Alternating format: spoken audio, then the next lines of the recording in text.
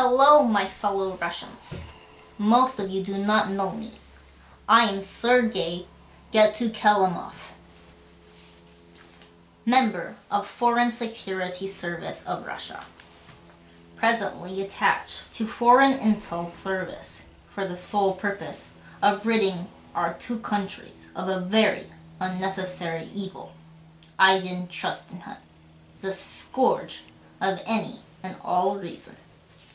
Unfortunately, I and several others of my team were caught up in a joint U.S., CIA, FBI, NSA, anti-foreign agent sweep, one intent on eliminating Trustenhut's mercy band of thieves and assassins who went rogue from Russia's control shortly after arriving here in your USA.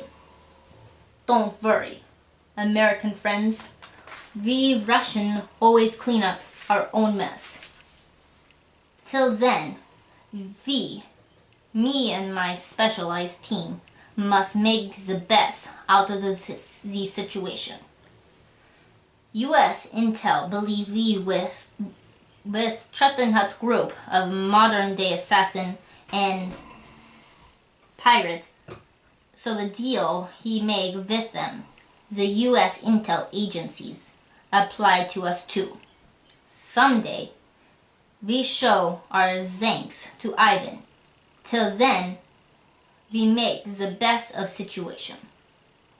So, as part of broken deal, I am allowed to make video for YouTube, so family, friend, and comrades may see we in good health and spirit, and those in Russia may only, though postal service, send us letters, and after they are pre-screened, those letters are passed to us. I think US Intel believe they're going to glean relevant intelligence out of us. Good luck, schmuck. So I say to self, Sergey, this is your situation. Choke it like a chicken and enjoy. On YouTube, I will speak honestly, and I will, how do you Americans say it? Oh yeah, lamb around. I mean, kid around. Since we Russian forever have greatest sense of humor. So I begin. Sorry, but we cannot resist teasing about life in Yankeeville. So, we at this compound, here US women, finally going to be fully trained combat troopers in all US military services.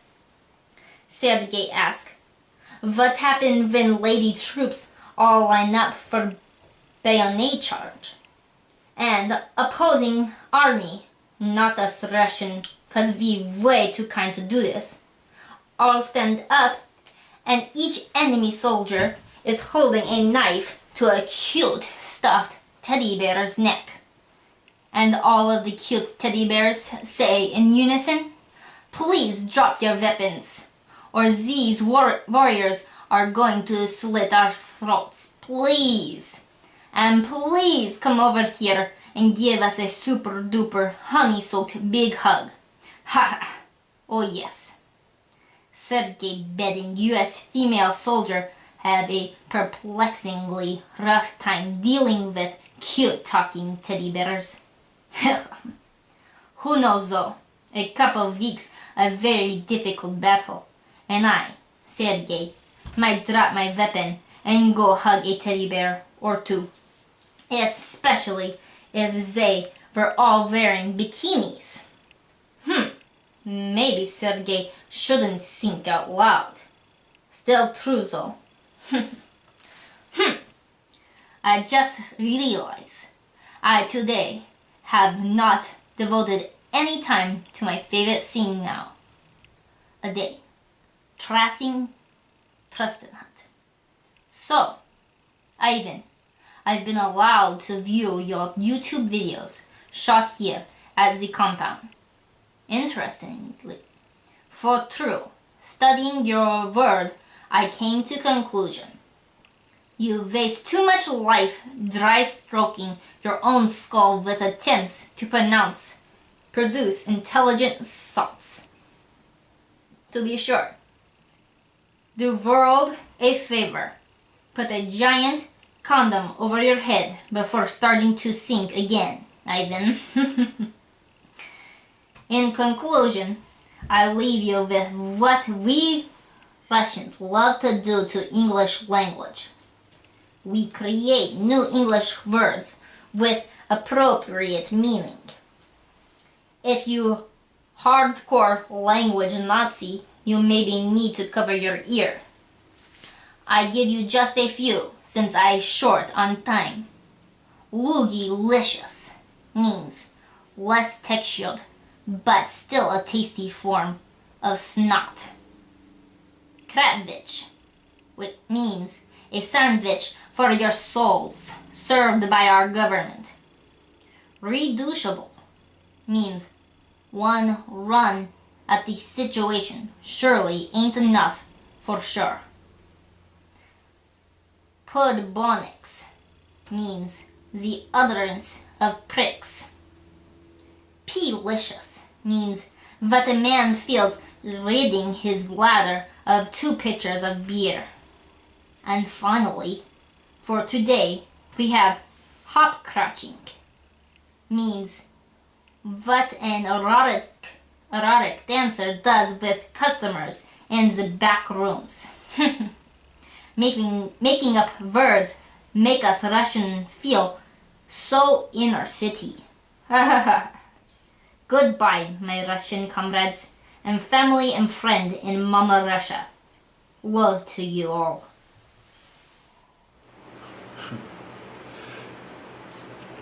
If anyone, next thing you shouldn't say in the mummified world is if in prison and you come across a guy called Anaconda Shorts, you definitely should not say anything at all, because just press your cheeks together and try to get the hell out of there. That's my advice. If you are a misogynist, I mean these American words very difficult. If you are a masochist and you are being tortured, you guys, you got to listen to this one, because you're not that good at torture. The little girl back in Russia tortured better than American torture. You kind of, when it comes to torture, you sissy torturers. So you masochist and you are being tortured, you shouldn't want to say, you missed the spot. You missed the spot. I believe hanging me upside down and pouring a flammable liquid on me would be much more effective, you know, if you bother to ask me. And you know, flammable liquid, you know, hopefully I have my necklace to say no smoking zone when you do that to me.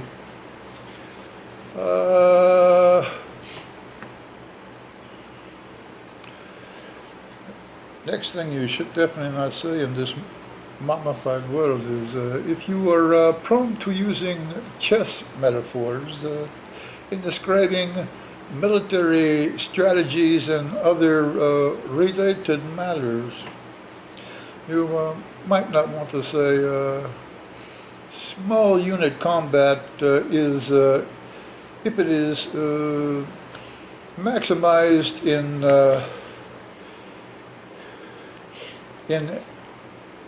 maximizing efficacy, a living, breathing chess game. Oh, I like that comparison.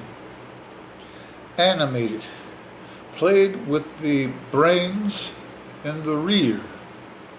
Well, they must play a lot in San Francisco.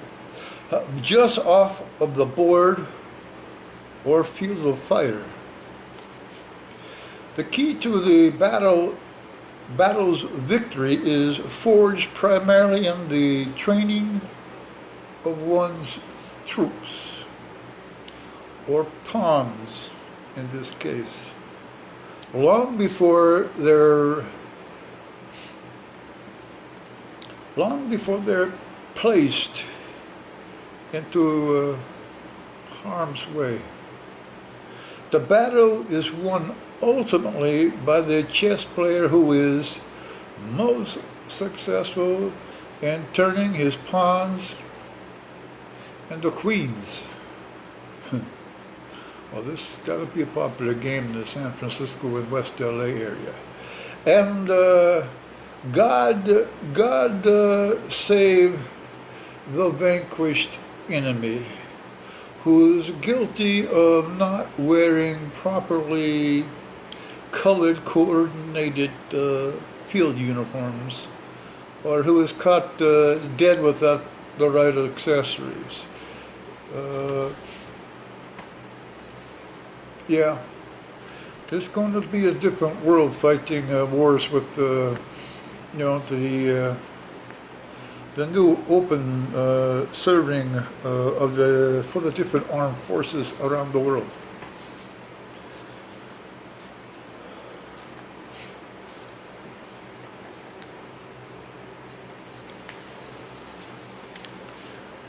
Boy, it kind of hurts my brain to think about that one.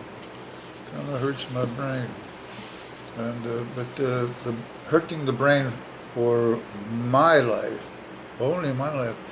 The hurting of the brain is preferred over the hurting of the other body parts that might be insinuated into that last thing you maybe should try not to say.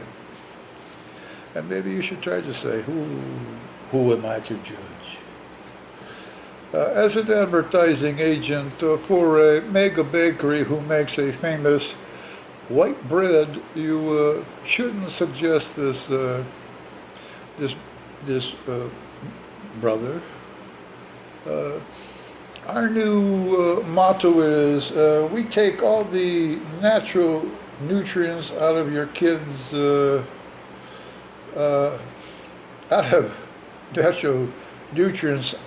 so your kids will love it. Then we add confectioner's sugar for flavor. I can see that some parents are going to like that for the kids because that's how they grew up, and there's going to be some parents are not going to like that too much for their kids. Yeah, but everything's natural, particularly pain in Russia. Pain is very natural in Russia. Yeah, we serve the most natural pain in Russia. During the holidays, hectic pace, you shouldn't say, have you ever noticed when one is in a bad mood, one can phonetically make Merry Christmas sound a whole bunch like Merry Kiss My Ass. Merry Kiss My Ass. Yeah, I heard people say it that way before. Yeah, they must be in a good mood like you are up there. They must be in a very, very, very good mood.